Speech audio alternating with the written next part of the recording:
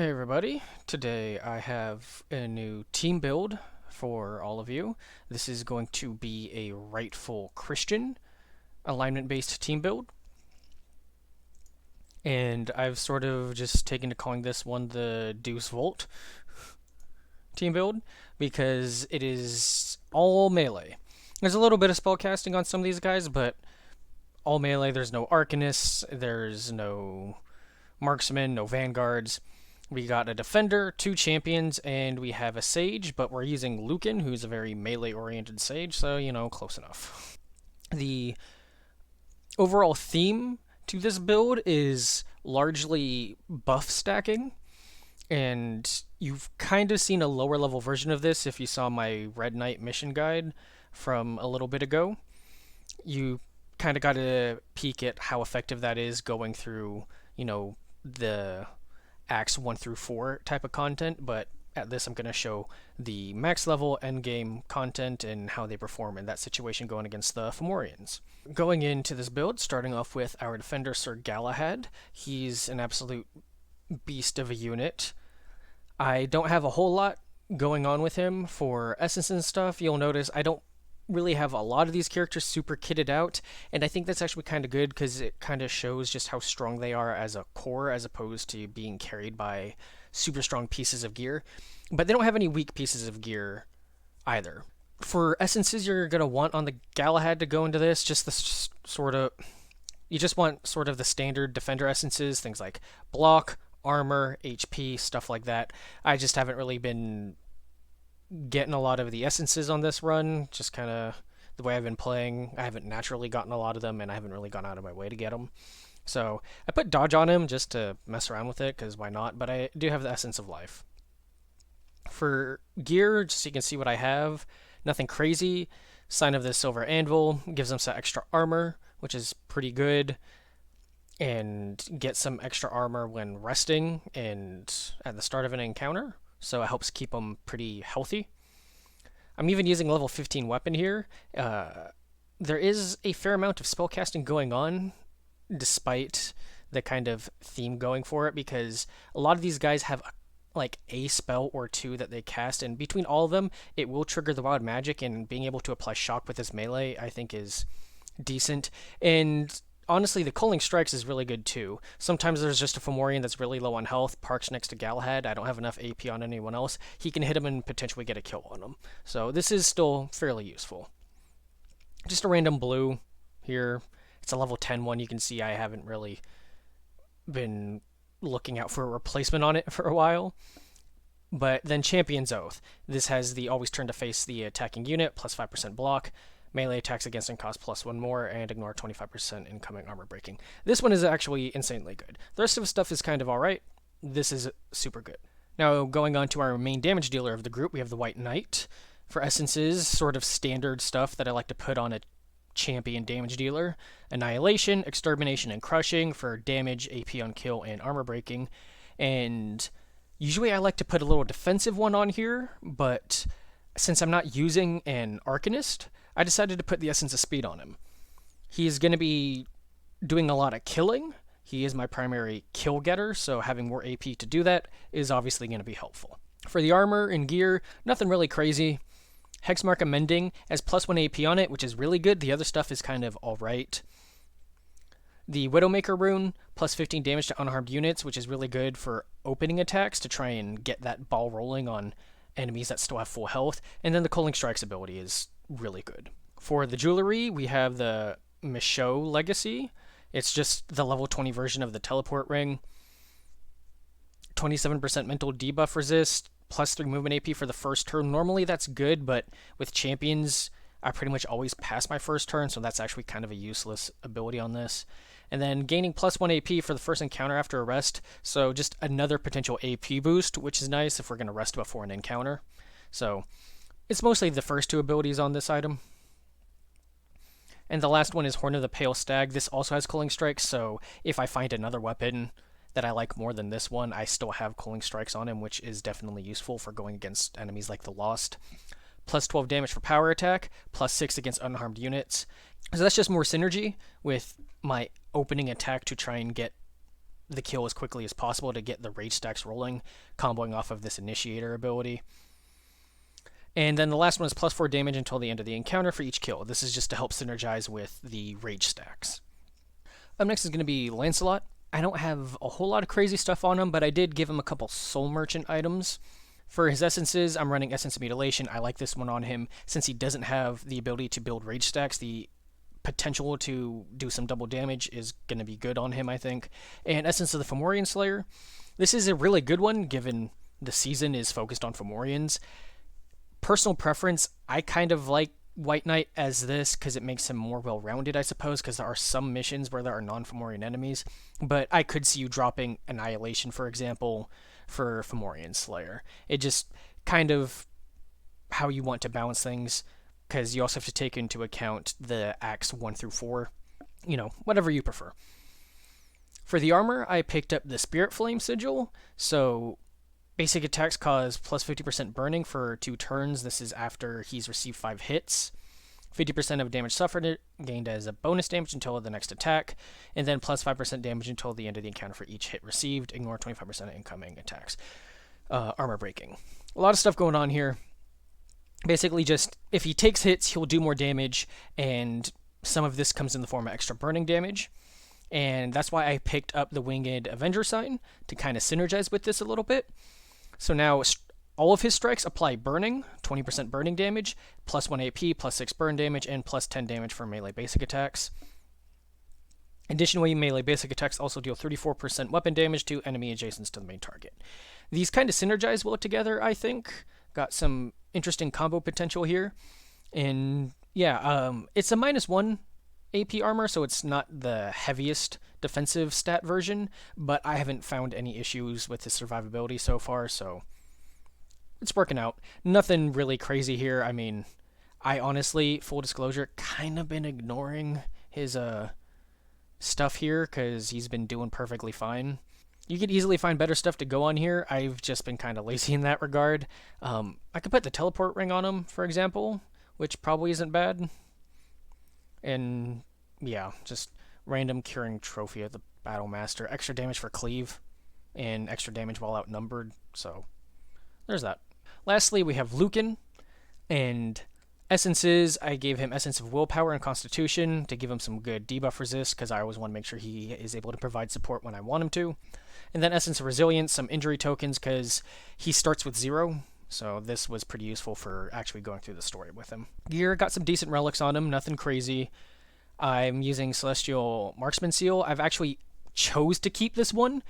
I haven't been neglecting him. I like it because it's the extra +1 range for range skills, and +1 movement AP, and dodging the first incoming opportunity attack each turn. I am very mobile with how I play him, so being able to dodge an incoming opportunity attack comes up a lot. So this has actually been very good for how I've been playing him. The weapon, I just picked a decent high damage weapon because I can actually get some pretty good damage with my Lucan. Just the bleeding is kind of whatever, but ignoring 50% of block values when he does have to do a front attack is good, and just extra weapon damage. On his accessory, the Savant Stone, this is an ability you usually see on a lot of weapons I like to pick out from my Vanguard. The first ability on the Savant Stone is actually something you usually see on a lot of weapons for sages, but I have it on here, so that's why I was able to be less picky with my Sage weapon. 50% damage for the next melee attack for each spell cast since the last melee attack. If I did find a weapon that had this ability too, I'm not sure if they'd stack. I haven't been able to test that yet. That may come in the future. But he can get some decent ramping damage with this. Additionally, support skills only affecting other units also affect himself, so things like Bless. Like I said, I like to use him as a damage dealer, so this is good. And the other two abilities are kind of whatever. Lastly is Hunger of Crom Croc. Also intentionally kept this one because extra damage for backstab attacks and unarmored units. Unharmed is also nice, but usually he's not opening up on a unit. Sometimes, but not usually. And this is just a good damage bonus. I use him aggressively, so this works well. Alright, I think that's plenty of talking for the team build and the skills and the gear and whatnot. Let's just go ahead and jump in the action. I'm sure that's what everyone is here to see anyways. Doing Best Served Cold, Fomorian mission, level 24, nothing too fancy. We can't see most of our enemies because they're like over here. We can see the Slaughterer, so turn 1, we're just gonna guard up. Yes, come closer. Need you to come a little closer than that. We'll just taunt. And we'll pass again, because, I mean, there's no point in me running out to them.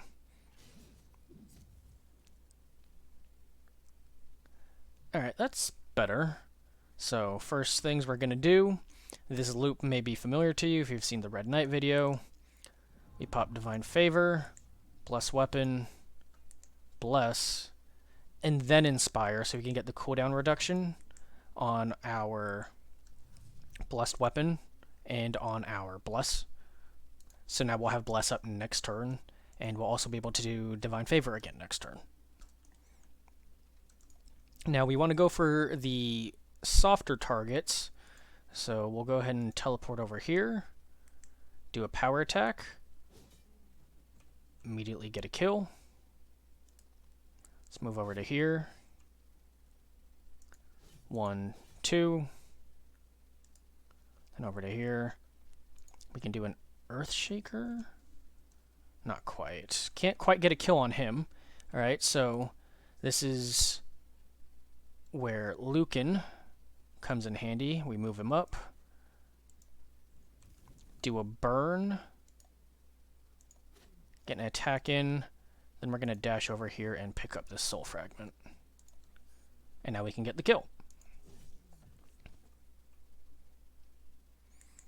We're going to use Blessed Weapon, and we're just going to pass there. That's it for the White Knight. With Galahad, we're going to go ahead and drop a stun on you, and then go pick up this soul fragment. And let's go ahead and start using Lancelot to start messing up this Slaughterer. Assault. And yeah, you can... Nice double damage. You can see Lancelot still does plenty of good damage here. If we do power attack... There we go. Got a kill on him.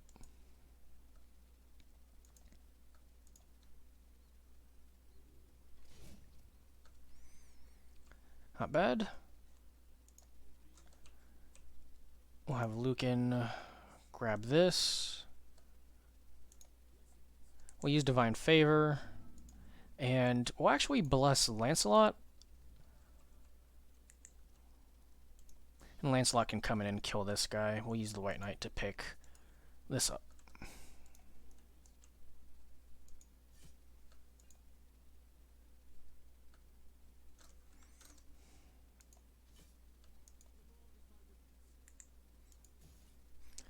And then swing with Galahad. Not quite. I was thinking maybe we'd be able to get the Coaling strikes off with Galahad, but guess not. Alright, I guess he went to go attack Lucan. Opportunity attack killed him. Alright, yeah, but you can see, took a little bit of damage on Lucan, but overall, very clean and quick fight. Alright, second fight here. There was a shrine, so we picked up a Swiftness blessing for White Knight, plus 2 AP, and we also rested at a campfire, so plus 1 AP. So now, all of a sudden, we're starting with 13 AP and 3 movement AP with White Knights. That's very good. As usual, I don't even think I'm going to guard this turn because everyone's so far away. We're just going to pass.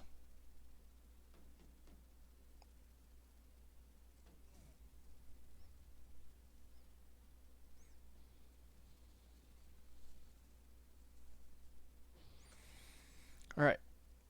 Cool. Same thing as last time. Bless Weapon, Divine Favor, Bless, Inspire, Inspire. Immediately going to teleport. This way we can get backstabs off the get-go. Something like this. Nice. We're going to reposition. Eat the opportunity attack. It's fine. We have so much armor right now. We even have extra armor. So, want to try and kill this guy in one hit. So, let's use Lancelot here to soften him up with an assault. Nice, double damage. Let's go ahead and move over so we can killing spree, get a free attack on this guy here. Excellent. We're actually going to pick up this soul fragment early with Lucan because he's a sage. He gets extra AP when we kill stuff, even if he's not the one getting the kill. So with a couple kills, he will actually probably be able to pick up this one for us as well. Alright. Let's see if we can soften this guy up some more with Lancelot.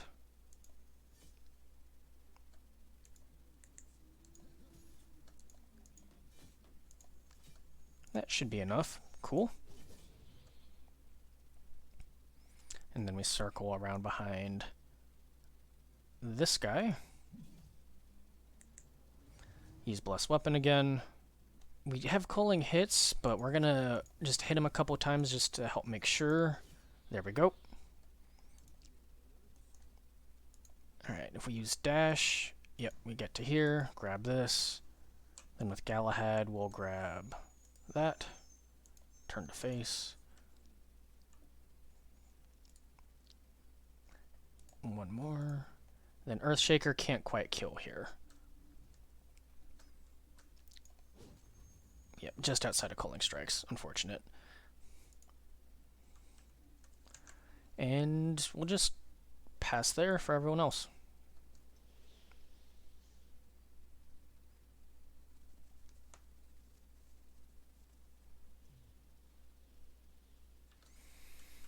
Alright. Divine Favor. Bless. Now we're going to send Lucan over here, actually, to kill this guy. See? Dodge the opportunity attack. Nice easy kill with the backstab. Alright, we're not going to do anything with you yet. We're going to generate some AP for you here in a quick second.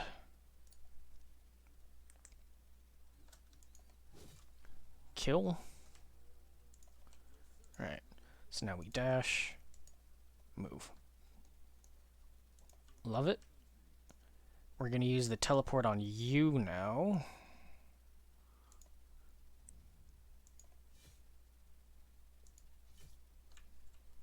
That should be plenty weak.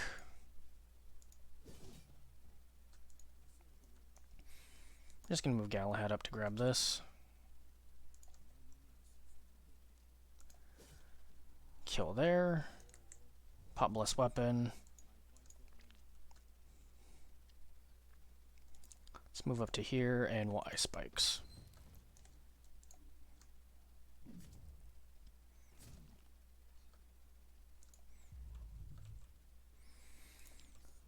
Alright. Let's move to here. Easy kill. Nope, need to move one over. Then we can Earthshaker this. Double kill. It's that easy. You can see White Knight, even though he's the main damage dealer, the one getting most of the kills, the rest of our party is far from idle. Galahad is throwing out consistent support with things like Divine Favor, Taunt, Guard, picking up souls. Lucan himself is grabbing tons of souls and offering good support, and he's able to go pick off targets when they get too far away from the rest of the group. He's highly mobile with dash. It's amazing. And Lancelot himself is throwing attacks most of his turns as well. He's putting in some good damage. And that's it for this team build. It's a very strong, very effective team, I think. Despite the fact that there's no range, there's no Arcanist, and I mean, I do have Boris with a Soul Merchant build, so I could bring him for strong range. I'm very, very melee focused. There's a little bit of range in there with like that Cleansing Fire on Lucan, but he's very much incentivized to be a melee fighter, and he can get around 100 damage per swing, so he's very good for picking off lone targets, and with dash he can easily reach them and also pick up soul fragments super easily. The ability that sages have in their tier 3 with Wish of Death is so good. You get a bunch of kills, your sage goes and grabs a soul, gets some more kills, they can go grab another one, and it's even easier when you have something like dash. Galahad is throwing out multiple divine favors. He's using guard, keeping everyone very healthy. You could see going from fight to fight that everyone's taking mostly just armor damage. I'm taking very little health damage. Lucan, because of his magical armor, has so much armor that it's going to be, what is this, 29 plus 12? So like 41. He has like 61 armor for 2 attacks. So he doesn't even get prioritized most of the time. And if you need to, he can also global protection on top of that for 50 temp HP and 6 more armor. So he's extremely tanky. Then both champions, I'm running readiness on them. So they're constantly generating bonus armor, something around like 9 armor minimum on a given turn. And then there's Galahad, who when he uses taunt, just gets extra armor for himself. When he uses divine favor, that's extra armor for everyone. And if he uses guard, even more armor. There's just armor everywhere. It's a very tanky team build. Lots of them, when they're taking armor damage, it isn't even chipping off of their actual base pool because they have so much extra they generated on top of it. And then the champions are generating huge damage bonuses for themselves with damage focus. Galahad's throwing extra in there with divine favor. Lucan's throwing extra in there with bless.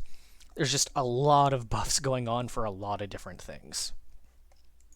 Everyone is contributing in a different way. A lot of it is being funneled into the White Knight to get the most kills, but everyone is running around doing things, picking up souls, or buffing the party, or in Lancelot's case, getting in some pretty good damage himself. It's a very strong build. As far as Rightful Christian goes, in my experience, this is probably one of the strongest builds you could run. I think you could probably swap out Lucan for any Sage, really, but I do like Lucan. I like the way he plays, and I do think he fits thematically. And because of Dash for Soul Fragment Collection, I think he's probably one of the best Sages you could bring for that. But if you want something with a bit more control, someone who has like Wall of Ice, for example, I understand that too. That's not a bad fit either. And that's all for the build.